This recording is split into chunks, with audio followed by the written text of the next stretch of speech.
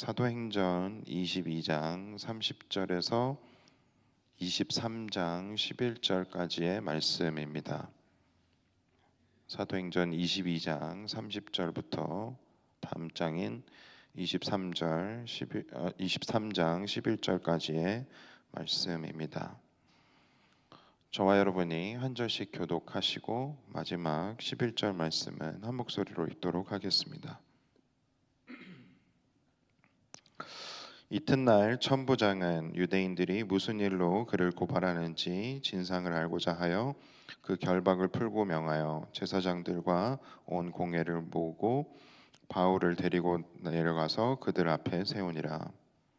바울이 공회를 주목하여 이르되, 여러분 형제들아, 오늘까지 나는 범사의 양심을 따라 하나님을 섬겼노라 하거늘. 대제사장 아나니아가 바울 곁에 서 있는 사람들에게 그 입을 치라 명하니, 바울이 이르되, 회칠한다며 하나님이 너를 치시리로다. 네가 나를 율법대로 심판한다고 앉아서 율법을 어기고 나를 치라 하느냐 하니, 곁에 선 사람들이 말하되, 하나님의 대제사장을 내가 욕하느냐. 바울이 이르되, 형제들아, 나는 그가 대제사장인 줄 알지 못하였노라. 기록하였으되 너의 백성 관리를 비방하지 말라 하였느니라 하였더라. 바울이 그 중 일부는 사두개인이요 다른 일부는 바리새인 줄 알고 공회에서 외쳐 이르되, 여러분 형제들아, 나는 바리새인이요 또 바리새인의 아들이라. 죽은 자의 소망 곧 부활로 말미암아 내가 신문을 받노라. 그 말을 한즉 바리새인과 사두개인 사이에 다툼이 생겨 무리가 나누어지니, 이는 사두개인은 부활도 없고 천사도 없고 영도 없다 하고 바리새인은 다 있다 함이라. 크게 떠들세 바리새인 편에서 몇 세관이 일어나 다투어 이르되, 우리가 이 사람을 보니 악한 것이 없도다. 혹 영이나 혹 천사가 그에게 말하였으면 어찌하겠느냐 하여 큰 분쟁이 생기니, 천부장은 바울이 그들에게 찢겨질까 하여 군인을 명하여 내려가 무리 가운데서 빼앗아 가지고 영내로 들어가라 하니라. 그날 밤에 주께서 바울 곁에 서서 이르되, 담대하라. 네가 예루살렘에서 나의 일을 증언한 것 같이 로마에서도 증언하여야 하리라 하시니라. 아멘. 계속해서 사도 바울은 예루살렘에서 하나님께서 인도해 주신 대로, 하나님께서 또 예견해 주신 대로 그곳에서 비록 잡힌 바가 되어질 것이었지만 또 담대하게 예수 그리스도를 증거하라는 하나님의 음성을 따라서 그대로 순종하는 그런 사도 바울의 모습을 우리는 볼 수가 있습니다. 사도 바울은 자신이 핍박당할 수도 있었고 당할 것임을 알았음에도 불구하고 성령님의 인도하심 따라서 담대하게 예수 그리스도를 증거했습니다. 그것이 사도 바울이 가지고 있었던 큰 어떤 믿음이었고, 그리고 자신의 죽음조차 아까워하지 않을 만큼 하나님께서 맡겨주신 일을 마치고 감당하는 데 있어서 거침이 없었던 사도 바울이었습니다. 그가 예전에는 공회원으로서 그곳에 있었지만 이제는 이제 재판을 받아야 하는 사람으로서 이 자리에 서서 이렇게 고백을 합니다. 형제들아, 오늘까지 나는 범사의 양심을 따라 하나님을 섬겼노라 하거늘, 이렇게 고백을 합니다. 그 가운데 대제사장이 대제사장 아나니아가 바울 곁에 서 있는 사람들에게 바울의 입을 치라고 명령을 합니다. 그때 바울이 회칠한다며 하나님이 너를 치시리로다. 네가 나를 율법대로 심판한다고 앉아서 율법을 어기고 나를 치라 하느냐, 이렇게 반문을 하죠. 그때 곁에 선 사람들이 하나님의 대제사장을 어떻게 네가 욕을 할 수 있느냐라고 이야기를 하니까 바울이, 형제들아, 나는 그가 대제사장인 줄 알지 못했다. 기록하였을 때 너의 백성 관리를 비방하지 말라 하였느니라 하더라. 이렇게 이제 오고 가는 대화 속에서 아규먼트가 이어졌습니다. 이때 당시에 실제로 바울이 대제사장 아나니아를 알아보지 못했는가에 대해서 또 학자들마다 의견이 갈리지만 대부분의 학자들은 이 바울이 눈이 잘 안 보이는 병 때문에 실제로 이 대제사장을 알아보지 못했을 거다. 혹은 너무 열정적으로 예수 그리스도를 증거함에 있어서 미처 그 목소리로 들렸던 그 사람의 그 목소리가 대제사장의 목소리였는지 알지 못했다. 이렇게 대부분의 학자들이 동의하는 바입니다. 왜냐하면 사도 바울의 성품상 또 나중에 그 율법에 기록되었을 때 너의 백성의 관리를 비방하지 말라 하였느니라 이렇게 마무리를 짓는 걸로 봐서 사도 바울의 성품상 절대 대제사장인 줄 알았다면 그렇게 회칠한다며 하나님이 너를 치시리로다라고 저주까지는 하지 않았을 거다라고 확신을 하는 것이죠. 그래서 바울이 분명히 이 말을 한 사람을 입을 치라고 말을 한 사람이 대제사장 아나니아인 것을 전혀 알지 못했다라는 것이 정설입니다. 근데 어쨌든 이 대제사장 아나니아가 바울 곁에 서 있는 사람들에게 바울의 입을 쳐라라고 이야기를 했을 때 바울이 이야기를 합니다. 회칠한다며 하나님이 너를 치시리로다. 여기서 이야기하는 회칠한 담이 의미하는 것은 겉으로는 그럴듯하고 튼튼해 보이지만 실제로는 속이 부실하고 언제든지 무너져도 이상하지 않은 그러한 담을 의미합니다. 그래서 회칠하다는 하얗게 칠하다는 뜻으로 겉으로는 깨끗한 척, 겉으로는 멀쩡한 척, 겉으로는 멋진 척, 대단한 척 그렇게 스스로를 꾸며냈지만 실제로 그 안에는 전혀 단단하지 않은 또 훌륭하지 않은 거룩하지 않은 그러한 내면을 가지고 있는 외식과 또 위선에 사로잡힌 자들을 비유하는 그러한 말입니다.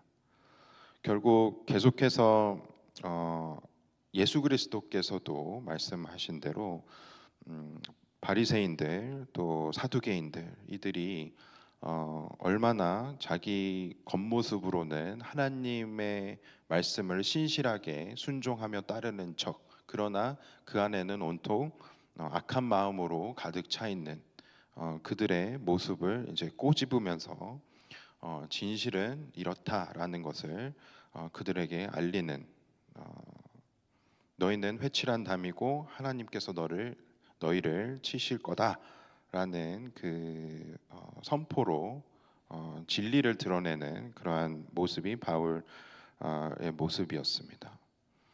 비록 그가 나중에 이 저주를 취소하기는 했지만 그것이 아무리 대제사장이라고 한들 또 사도 바울은 그 사람이 대제사장이란 걸 알았다면 이렇게까지 저주하지 않았겠지만 실제로는 이 사도 바울이 회칠한 담을이라고 얘기한 그 대제사장과 또 그 주변에 있었던 바리새인들 사두개인들이 실제로는 그렇게 외식과 위선으로 덮여져 있었던 회칠한 담이었다라는 것을 우리는 알 수 있는 것입니다.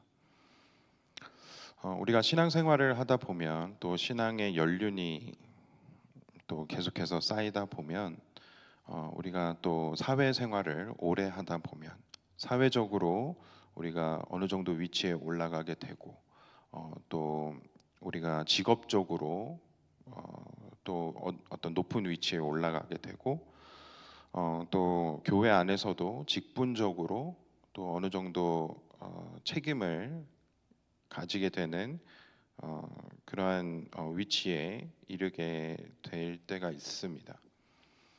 그런데 중요한 것은 우리가 그렇게 신앙의 연륜이 길어지면 길어질수록 우리 주변에서 어, 우리를 바라볼 때에 자칫 하나님의 뜻과는 반대되는 또 하나님의 뜻이 아닌 것들을 우리가 한다고 하더라도 우리와의 관계에 있어서 어색해짐과 또 불편해짐을 싫어하는 그 주변 사람들이 그것을 입 밖으로 내뱉지 못하고 우리가 잘못하고 있는지 혹은 잘하고 있는지 이러한 것들에 대해서 분명히 밝혀주지 못하는 상황들이 점점 더 많아질 것 같다, 많아질 수밖에 없다라고 저는 생각을 합니다.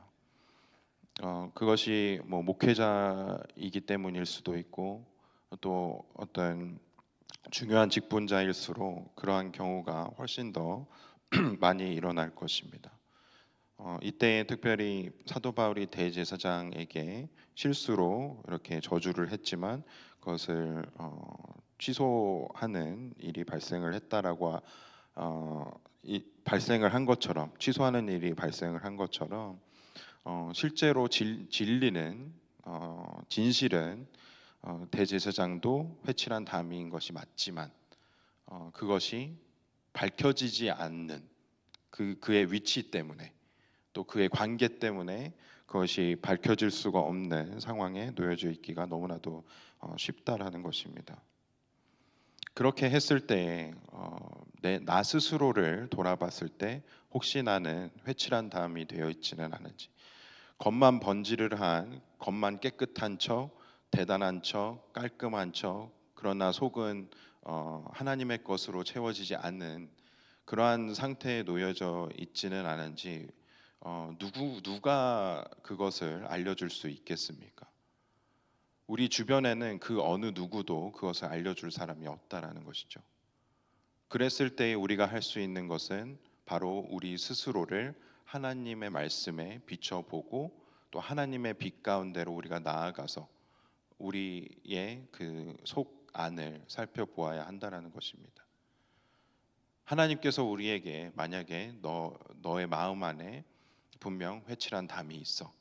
너가 겉으로는 대단한 척, 겉으로는 잘하고 있는 척, 겉으로는 깨끗한 척, 거룩한 척 하고 있지만 그 안에는 내 마음이 없어, 내 사랑이 없어.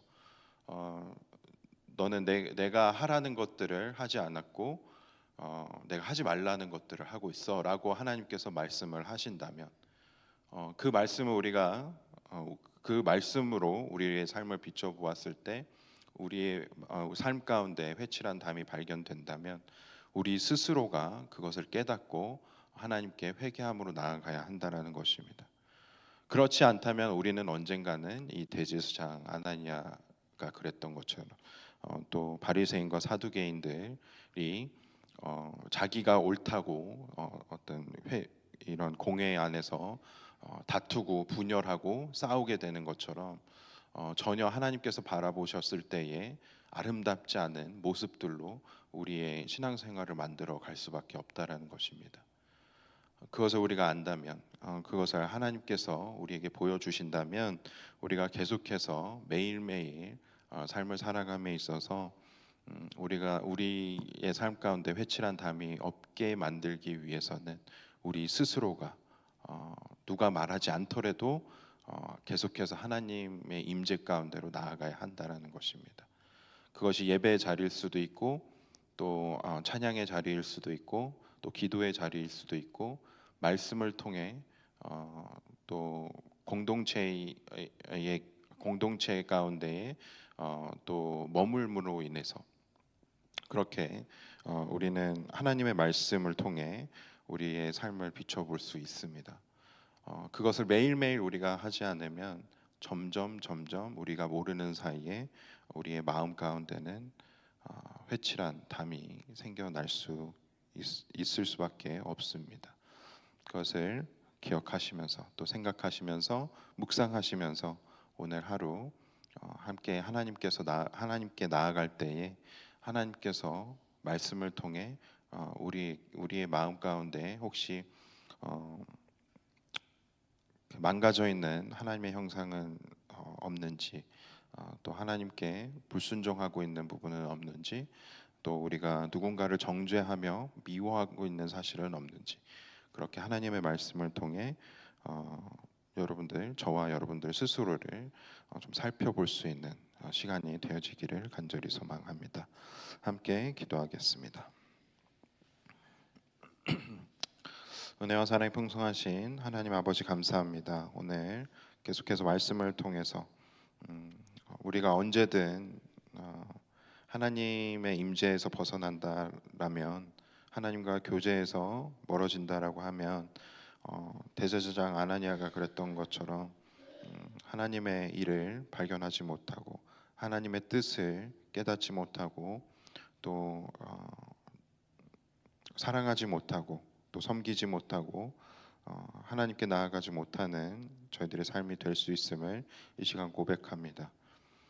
저희들의 마음을 하나님께서 빛으로, 말씀의 빛으로 비추어 주시고 우리 가운데 회복이 되어져야 할 부분들, 또 고쳐져야 할 부분들 하나님께서 보여주셔서 저희들이 회개하며 또 하나님께 계속해서 하나님께 나아갈 때에 하나님의 임재를 통해 저희들이 나음 받게 되고, 또 하나님의 마음을 알아서 또 하나님의 마음을 닮아서 사도 바울이 그랬던 것처럼 성령님의 인도하심 따라서 담대하게 또 하나님을 섬기는 자리로, 또 이웃들을 섬기는 자리로, 또 우리의 이웃들에게 하나님의 마음을 전하는 자리로 나아갈 수 있는 우리 모두가 되어질 수 있도록 하나님께서 도와주시고 능력 주시고 인도해 주시옵소서. 그렇게 저희들의 삶을 인도해 주시는 하나님께 감사드리며 예수 그리스도의 이름으로 기도드렸습니다. 아멘. 하늘에 계신 우리 아버지여, 이름이 거룩히 여김을 받으시오며 나라의 마옵시며 뜻이 하늘에서 이루어진 것 같이 땅에서도 이루어지이다. 오늘날 우리에게 일용할 양식을 주옵시고 우리가 우리에게 죄 지은 자를 사하여 준 것 같이 우리의 죄를 사하여 주옵시고 우리를 시험에 들게 하지 마옵시고 다만 악에서 구하옵소서. 대개 나라와 권세와 영광이 아버지께 영원히 있사옵나이다. 아멘.